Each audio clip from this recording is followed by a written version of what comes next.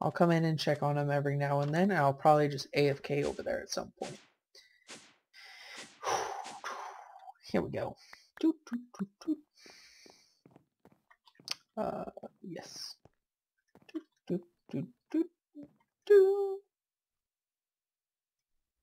What? These seeds must not work for it. Darn. Oops. Oh, not those. These. I need these. We'll try... Oh, we do have source berries. We're just going to grab regular seeds. Seeds. And we'll also get some chests up here, because...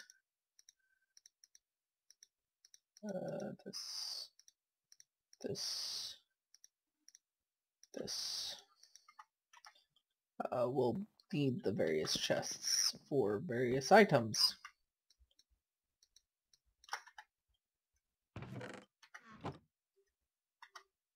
We don't necessarily need diamond for all of them, just some of them. So we'll not use too many of that. Because each diamond upgrade requires 2 diamonds, an iron, or gold, sorry.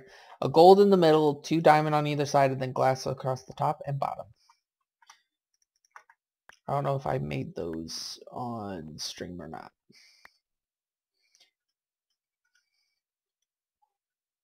Boop. I do apologize if the episodes are kind of cut in weird places, like mid-sentences or stuff. I try to keep them cut relatively nicely, or if, say, I don't know, it randomly crashes after 20 minutes. Because I do not time these. I'm used to just streaming an hour, 2 hours of playing, and then posting it. But I've gotten back into editing, mostly for you, Luke, who's probably watching this right now.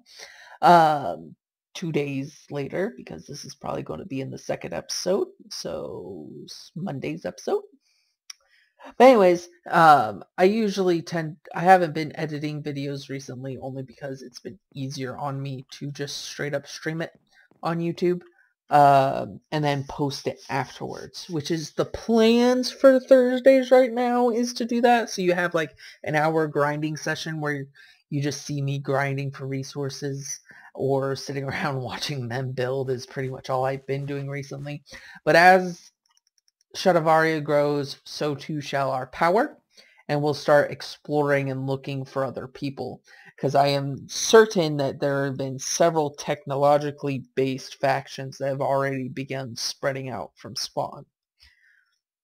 I do know where one other magical faction person is, and they are... This is going to take forever to get up here. Here! This is where Fry currently is residing, as far as I last knew. And this is the building that we actually went into and took, where we got those totems and stuff. So, we'll see. That's not fully grown, is it? Nope, it's halfway grown though.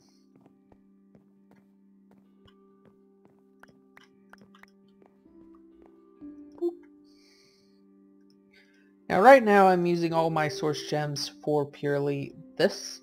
That will not always be the case. I will need them for various different things later on. Wood. Blazing. Boop.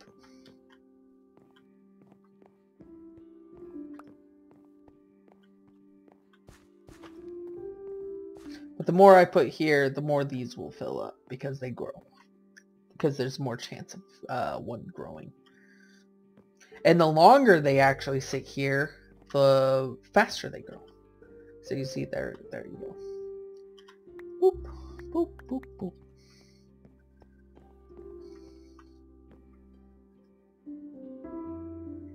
And watch the magic happen.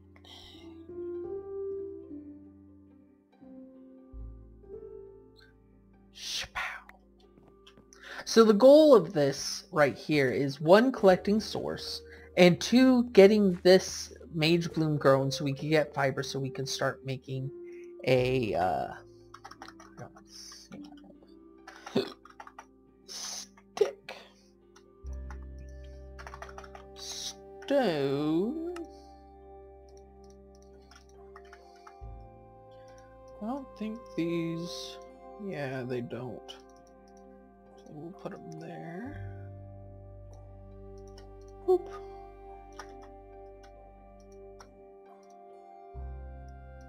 There we go. So we'll have 3 armor sets for this mod. And I know we will have 2. I don't really have a place to put these right now, but we'll put them right there. 2 for this mod that we'll get back to. We'll get back to Malum once I've actually gotten the city all sorted.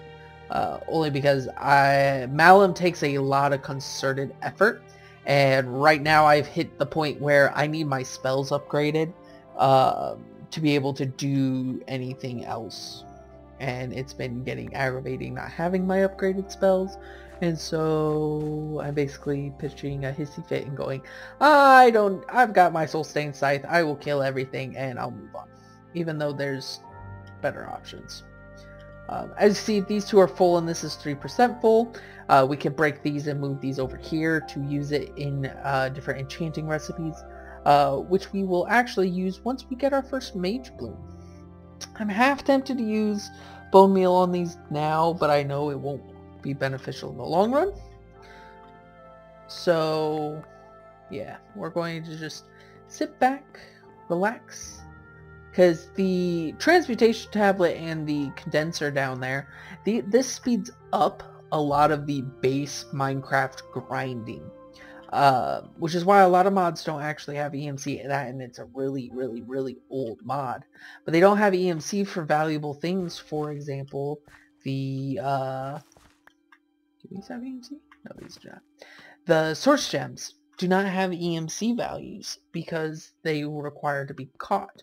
Or the soul iron, I believe, the soul forged iron, or soul stained iron, sorry, from Malum, or the special items from Malum require or do not have any EMC value. However, a lot of the general blocks will have EMC easily. So that's to help manage the whole... I'm getting rid of grinding general Minecraft stuff once I get a single one of those items. However, I still have to grind, because that's part of the joy of the mods, is actually grinding to level up and keep moving forward.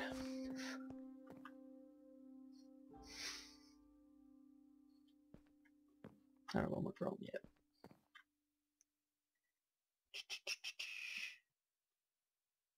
While we wait for those to grow, actually, we can actually move on to the next section. So here's some cool things that you could do with the stone, like the Gilded Arcane Stone. We'll build towers and stuff out of those later. New glyphs. Yeah, we'll go with new glyphs. So, accessing new spells will require small amounts of setup, resources, and base building. New spells can be learned by obtaining glyphs. Glyphs are created using Scribe's table with experience and items. So experience points are very important. Once you have obtained a glyph, simply use it to memorize the glyph. See the section on Scribe's table for more information. So the Scribe's table, to craft new glyphs, use a spellbook on the table to open the codex. Each glyph requires a set of items, experience points to unlock. Select a glyph by clicking on it in the menu, then hit select. Throw the items onto the table as rendered above, and the table will scribe a new glyph. The table will scribe a new glyph. The table will also pull items from nearby inventories, not your own, but chests. You may also write a specific spell to spell parchment or enchanter's items. To do this, place the spell parchment on the table.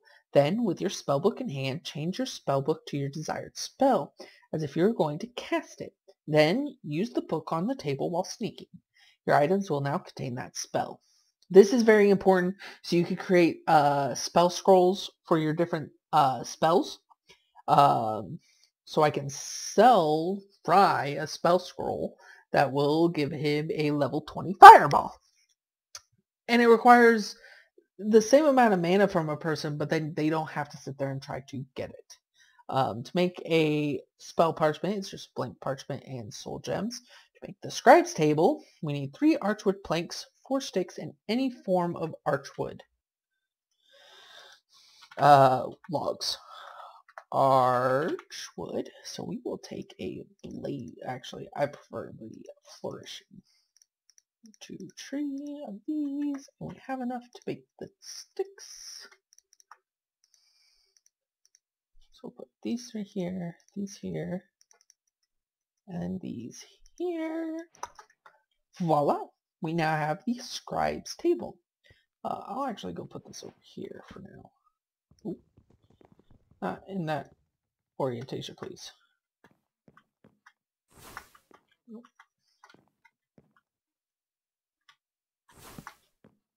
There we go. That orientation. Yes. Now the one problem I have with this is it flings spells everywhere, so they're probably going to fly off down there while we're making them.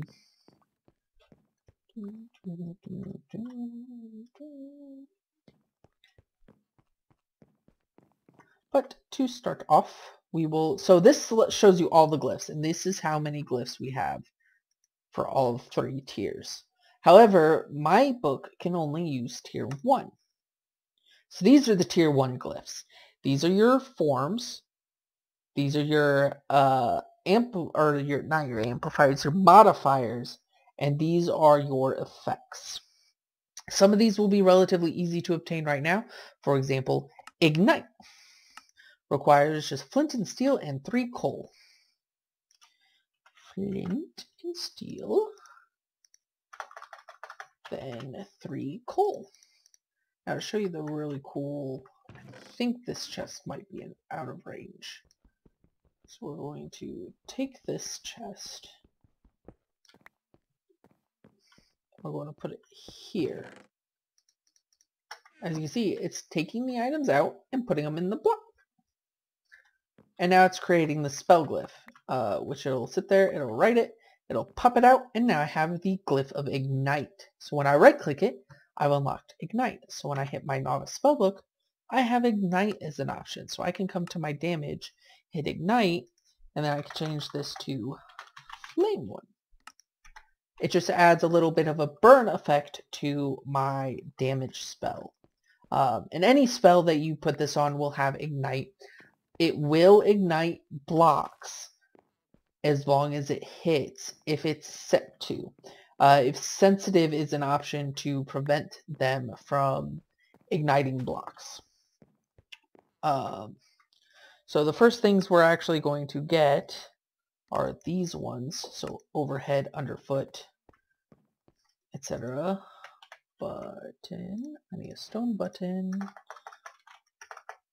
Hell, and an iron helm. Okay. Then stone pressure plate, iron ingot, boots, and a regular pressure plate. Ooh, did not mean to throw that. Pressure plate. Oh, we don't have a stone one, so we're going to have to make one. Then it was boots, iron boots, and an iron ingot. And again, some of these glyphs, like the direct underfoot, they are from a mod that adds those to it. So this overhead. Boop. So unlocked overhead. Tier 1. So the true underfoot. This goes right underneath your feet no matter what. This one usually trails after you. So like Frostwalker when you're walking on water. It appears behind you still. Doop. And then last one is true underfoot. We'll get this one. Now unlocking all of these glyphs will also give me more mana to cast spells. And slightly better regeneration. However, this low of level, it's not as noticeable with the tier 1 until you've almost completely unlocked the tier 1. And you'll slowly notice it when you shoot your dig spell, because you'll only be able to dig, for example, 8 blocks, and then you'll slowly be able to get more and more. You can unlock tier 2 glyphs, and it will also increase your available mana regeneration by a tier 2 glyph, because each tier gives you different amounts of mana. However, you will not be able to actually use that until you get your spellbook to that level. So now we're going to go through these 3 modifiers. So we need a diamond pickaxe, I think that's a fire charge. I'm pretty sure that's a fire charge. I use the fire charge with the little face on it. And then we need scaffolding, a poppy, and a water bucket. Which scaffolding is via bamboo, I believe. I don't remember how to actually make it. So, let's see. Oh, that's a good EMC option. Let's look for scaffolding, and I can't search else it'll crash it again. And I don't want to risk crashing it in the middle of this like it did last time. Here we go, scaffolding. Oh, it requires a string. Had no idea.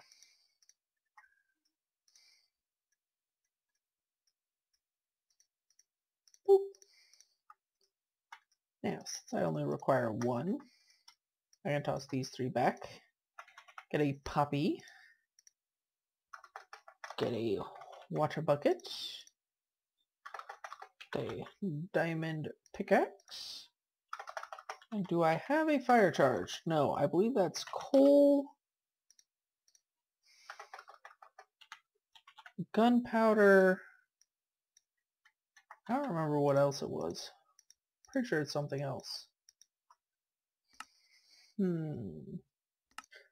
Where, oh, where are you, fire charge?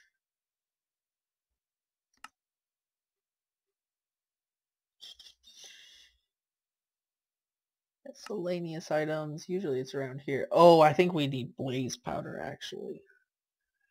That might be it. There it is. Yep, blaze powder. Blaze. And we don't have any. So we're going to make the 2 that we can make right now. Which is sad because I think that's lesser. Oh, so that's just lesser AoE. That's a modded one that I don't normally have by this point. I didn't realize that until after I went, wait a minute. But we will need it later on. So amplify, this will increase damage or increase radius for things like AoE. Sensitive will make sure that I don't catch things on fire with ignite that I don't want to, just mobs or something like that. We'll worry about this later. But some of these we can get right away. For example, Conjure Mage Block or Mage Light. This one's actually really good. I believe I made lanterns earlier specifically for this. Torch.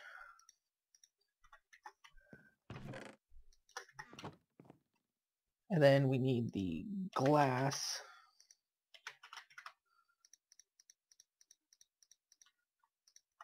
Glass.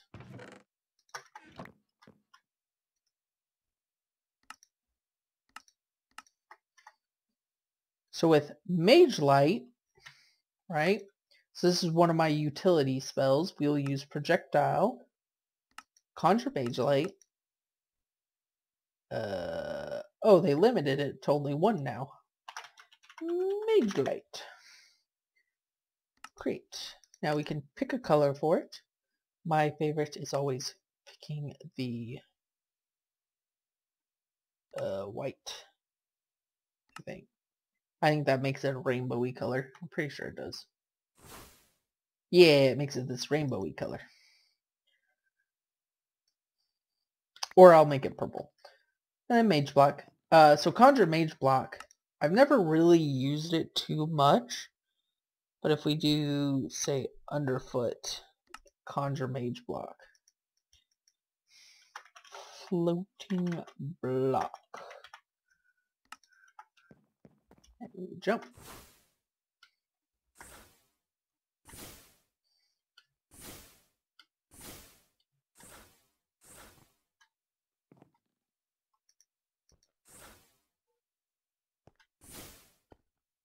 it conjures a block that lasts a little bit of time before it fades.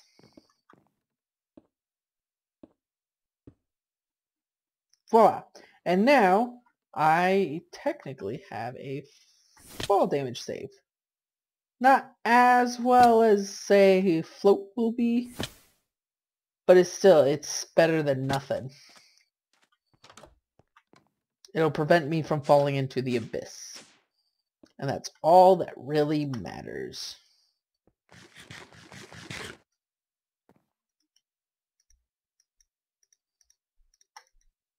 And yeah, we'll put these in here. Ooh, one of them is finished. So when you harvest these, you get the seed back.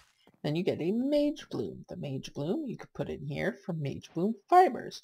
The fibers in turn can be used to make different clothes, starting with the level 1 novice items. And they do upgrade similar to your spellbook. They will upgrade in each level, level 2 and level 3. And then with our mods, there's actually specific elemental. So say I want to be a pyromage or a pyromancer. I would get the fire mage robes, or the pyro robes, or pyromancer robes, whatever, and the fire focus. Say I want to be a undead summoner, necromancer. I'd get the necromancer focus and the necromancer robes. If I want to be the opposite, say a healer, I'd get the light robes or healing robes. Watching those spawn in and twist around is really funny, and watching the lights in this thing is really cool. Look at how it sparkles. But yeah, that's pretty much the basics for getting started with Ars Noveau. We will probably continue this variously throughout alongside Malum as we go on. However, I'm going to end this session. I'm going to be grinding. I didn't mean to screenshot that, but okay. Oh, I don't know what I just clicked. I just clicked something for the GUI. Stronghold, Desert Temple, End City, Forest Mansion, Nether Fortress, Ocean Monument, Purist. Sure, we'll go with Stronghold.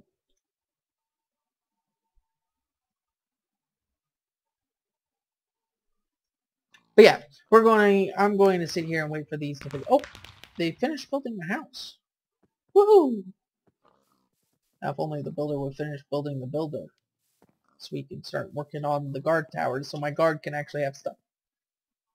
Ethan has, I kept calling Ian. Oops. Ethan Alleycock has started the builder.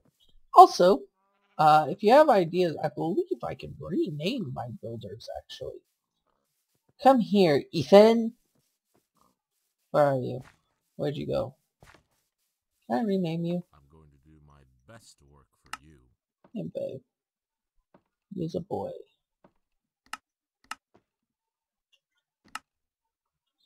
Maybe it's over here. I believe there was a way that I could actually rename them. I will have to look at that.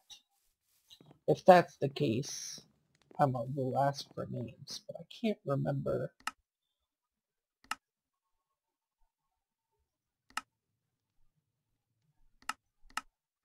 Oh, this also shows their level. 8, 8, 9, 9. Wait, cook, builder, builder, druid. I don't know why he's a druid. He should be a guard. Maybe because he has a high level mana. They have low mana. Low mana. Very low mana. But he has high mana. Good strength and dexterity. Low athletics. Good agility. He'd make a good rogue. And then with his 5 mana, his knowledge is really good, so he'd make really good. We haven't made the colony flag yet.